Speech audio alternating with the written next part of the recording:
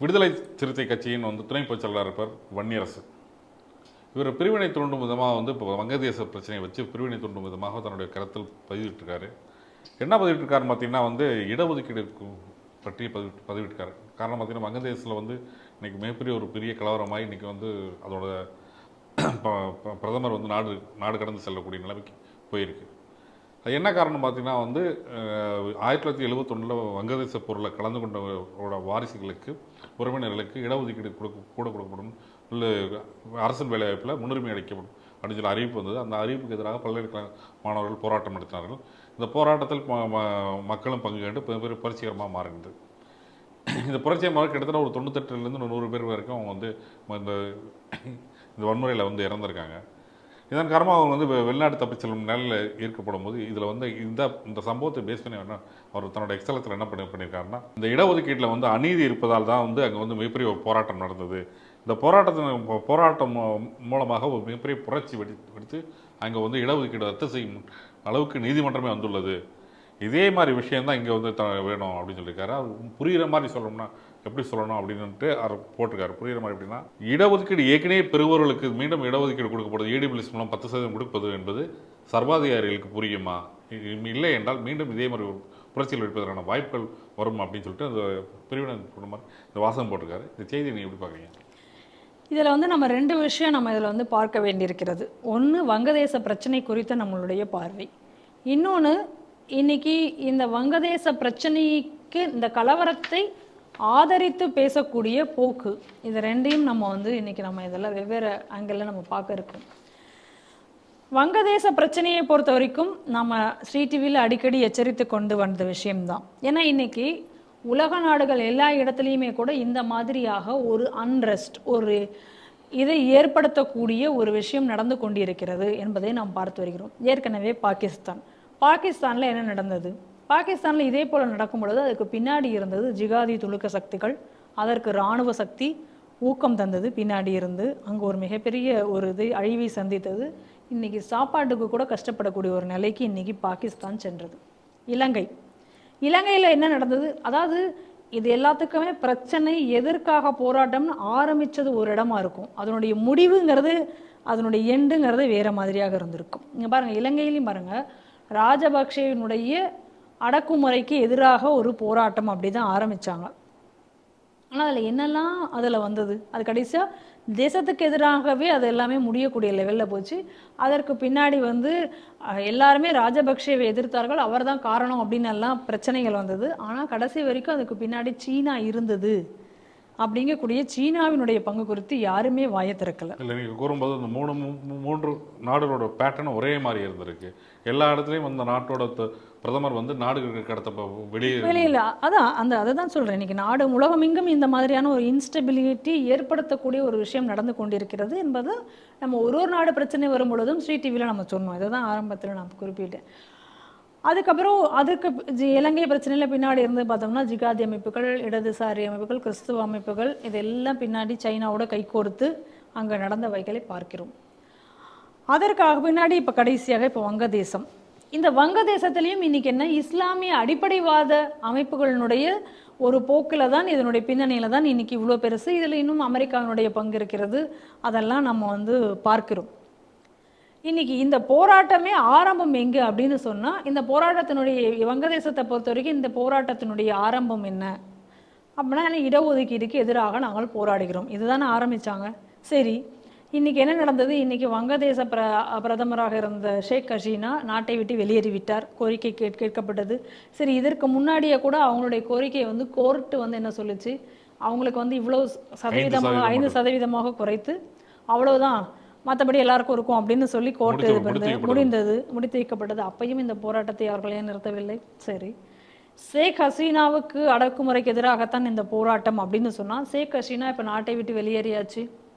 ஆனாலும் ஏன் இன்னும் அங்கே அந்த கலவரம் நீடிக்கிறது? இதை அராப் ஸ்ப்ரிங்கிலேருந்து நம்ம பார்த்துட்டே வந்தால் தெரியும். அப்போல்லாம் என்ன சொன்னாங்கன்னா, அதற்கு இன்ஃபிடா அப்படின்னு பேர். அந்த இன்ஃபிடா அப்படிங்கிறதுக்கு அர்த்தம் என்னென்னா அப்ரைசிங், கிளர்ந்து எழுதல் அப்படின்னு இவங்க சொல்கிறாங்க. அதை தான் இன்றைக்கி மாடர்ன் டேஸில் ஓக்கிசம் அப்படின்னு இப்போ அதுக்கு ஒரு பேரை கொடுத்துருக்காங்க. என்ன அப்படின்னா இதெல்லாம் என்ன அப்படின்னா ஒரு நாட்டை வந்து டீஸ்டெபிளைஸ் பண்ணுறது.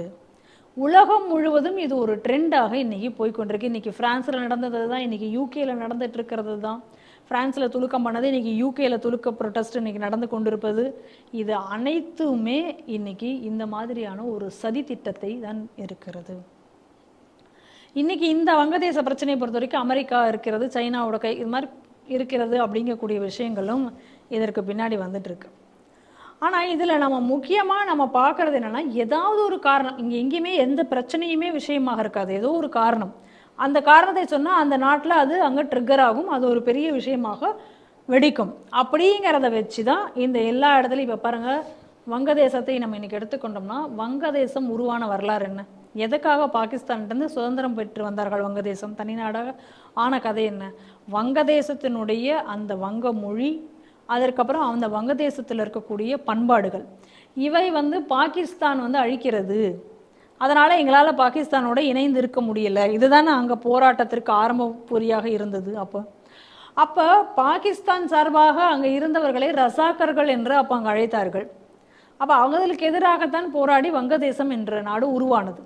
அப்போ இன்னைக்கு வங்கதேசத்தினுடைய எதிர்கட்சியில் இருக்கிறவர் சொல்கிறாரு, ரசாகர்களுடைய குழந்தைகளே நீங்கள் போராடுங்கள் அப்படின்னு. அவர் அதை ரசாக்கர்களை வந்து அவர் மையப்படுத்தி அங்கே பேசுகிறாரு அப்படின்னா, அப்போ இது என்ன மாதிரியான போராட்டம்? இடஒதுக்கீடு, ஆட்சியினுடைய அடக்குமுறைக்கு எதிரான போராட்டம் அது.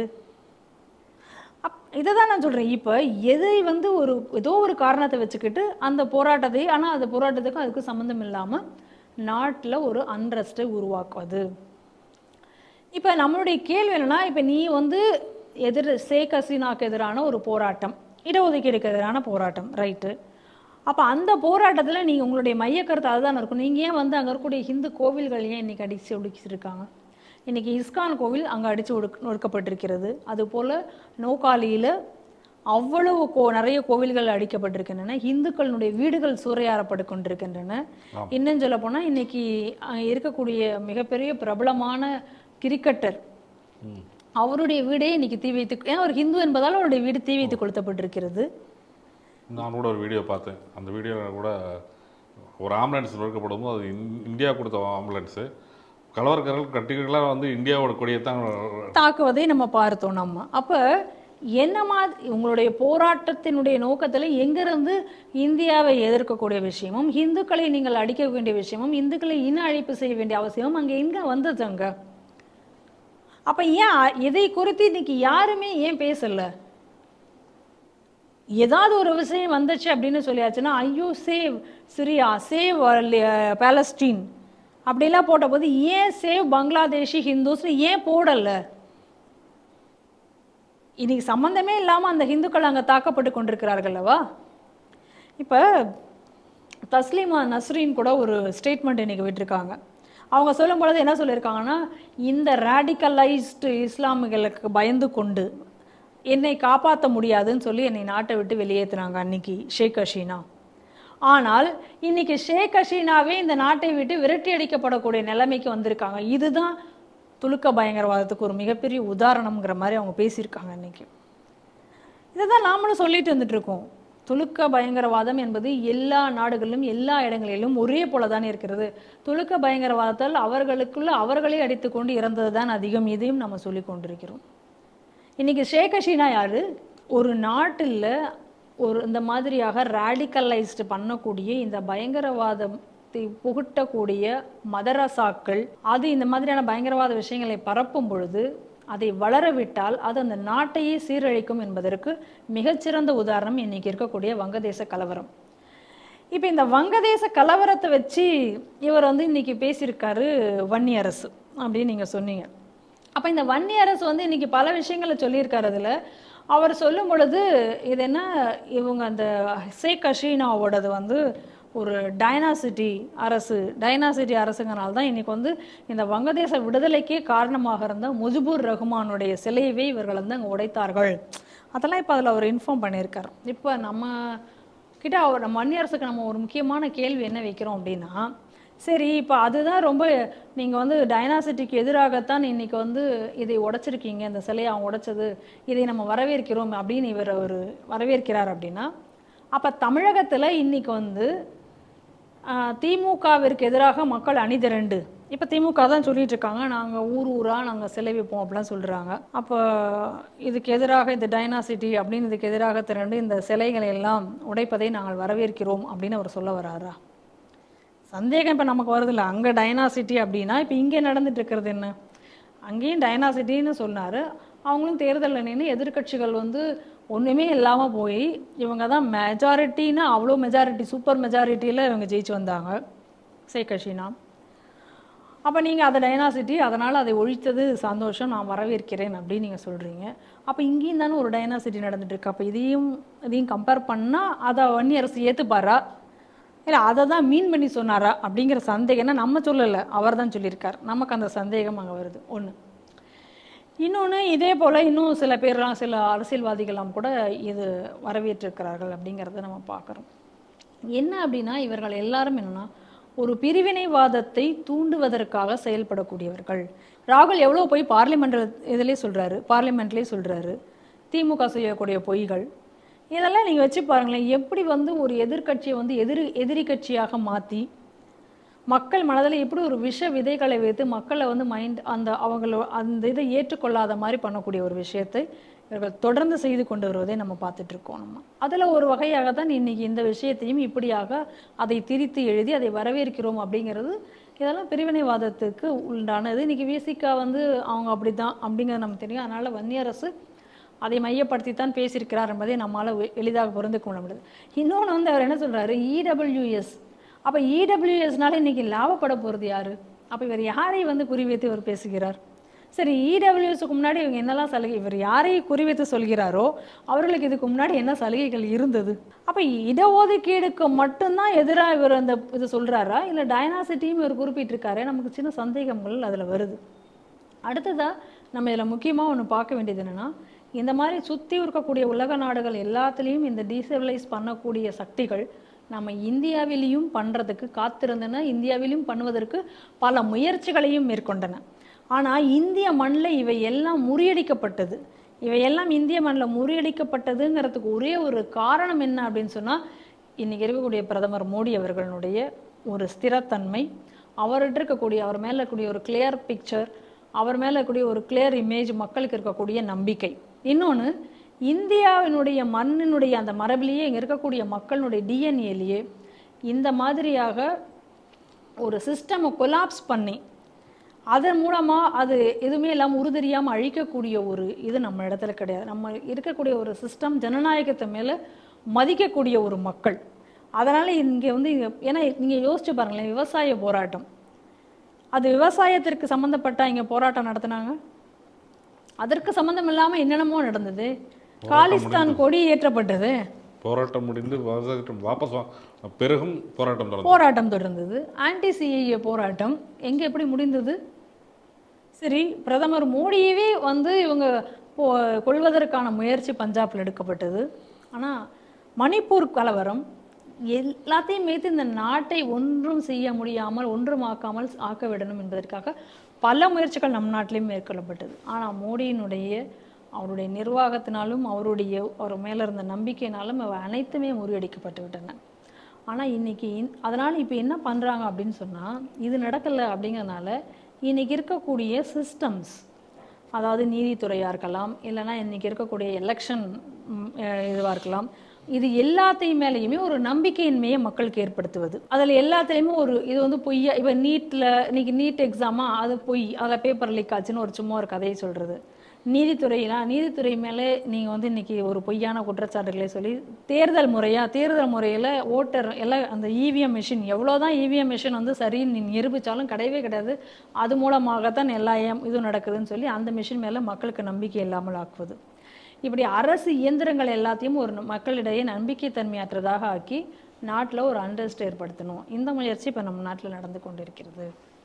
அதனால் இந்தியர்கள் இதை எல்லாத்தையும் பார்த்து நம்ம கற்றுக்கணும், ரொம்ப தெளிவாக இருக்கணும். இதையெல்லாம் நம்ம வந்து நம்ம கரெக்டாக புரிந்து கொண்டு என்ன நடக்குது நம்ம சுற்றி அப்படிங்கிறத புரிஞ்சுக்கணும். ஒரு குருட்டுத்தனமாக அனைத்தையும் நம்பி நம்மளும் போய்விடக்கூடாது அப்படிங்கிறதுக்கு இதெல்லாம் ஒரு மிக முக்கியமான ஒரு பாடம். அதே நேரத்தில் இன்றைக்கி இந்தியாவும் மிகுந்த எச்சரிக்கையுடன் இருக்க வேண்டிய ஒரு நேரம். ஏன்னா இன்னைக்கு வங்கதேசத்தினுடைய கலவரத்தினால இந்தியாவுக்கு என்னென்ன மாதிரியான பிரச்சனைகள் வரும் அப்படின்றது தெரியாது. இனி எல்லைகள் வந்து மிகுந்த பாதுகாப்புக்கு உட்படுத்தப்பட வேண்டும். ஏன்னா இது வழியாக இன்னைக்கு வந்து எந்த அளவுக்கு இனி அங்கே இருக்கக்கூடிய ரோஹிங்கியாக்களும் இந்த துலுக்கர்களும் உள்ள ஊடுருவி வருவாங்க அப்படின்னு நமக்கு தெரியாது. ஏற்கனவே மேற்கு வங்கம் மம்தா பானர்ஜி என்ன சொன்னாங்க, இந்த மாதிரி ரெஃப்யூஜிஸ் எல்லாத்தையும் நம்ம உள்ள விடணும் அப்படின்னு பேசினாங்க. ஆனால் அதே நேரத்தில் இன்னைக்கு வந்து திரும்ப ஒரு ஸ்டண்ட் அடிச்சிருக்காங்க. இன்னைக்கு சென்ட்ரல் கவர்மெண்ட் என்ன சொல்லுதோ அதை நான் கேட்பேன் அப்படின்னு. அது வந்து ஒரு பயத்தினாலையா எதனால அப்படின்னு நமக்கு தெரியாது. ஆனால் இது எவ்வளோ நாள் இதுக்கு வந்து அவங்க ஸ்டேபிளாக இருப்பாங்க அப்படிங்கிறதும் நமக்கு தெரியாது. ஆனால் சென்ட்ரல் கவர்மெண்ட் இந்த பாதுகாப்பு சம்பந்தமாக எடுக்கப்படக்கூடிய விஷயங்களுக்கு மம்தா பானர்ஜி ஒத்துழைக்கலைன்னா நிச்சயமாக அங்கே வந்து ஒரு பிரசிடென்ஷியல் ரூல் கொண்டு வந்து எல்லைகள் காக்கப்பட வேண்டும். அதே நேரத்தில் இன்னைக்கு சுவேந்த அதிகாரி கூட சொல்லியிருக்கார், 1 கோடி இந்துக்களுக்கு மேலே அங்கே இருக்காங்க, அவர்களெல்லாம் இங்கே வந்து அடைக்கலம் போகலாம், அதற்கான வாய்ப்பு இருக்குது அப்படின்னு சொல்லிட்டு. ஆனால் அவர்களுக்கு அடைக்கலம் தர வேண்டிய அதே நேரத்தில் அவர்களுடனேவே கூட இவர்களும் உள்ளே வரலாம், இந்த பயங்கரவாதிகளும் உள்ளே ஊடுருவும் அபாயம் இருக்கிறது. அதனால் அந்த மாதிரியான ஒரு அபாயம் இருக்கிறதுனால இது மிகுந்த எச்சரிக்கையோடு கையாளப்பட வேண்டும்.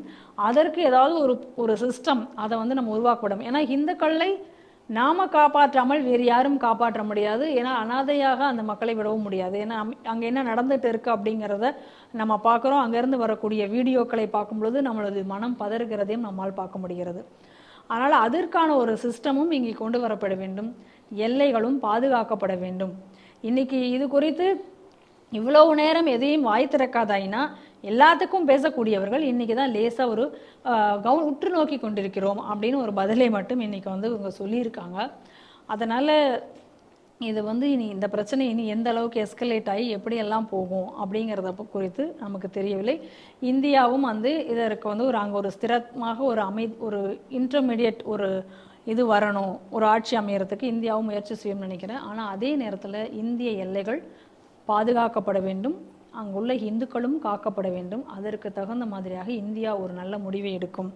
நிச்சயமாக பிரதமர் மோடி அதை எடுப்பார் என்ற நம்பிக்கை நமக்கு இருக்கிறது. ஆனால் இந்த வரலாற்றிலிருந்து நாம் இங்கே சொல்லப்பட்ட அனைத்து பாடங்களையும் கற்க வேண்டியிருக்கிறது.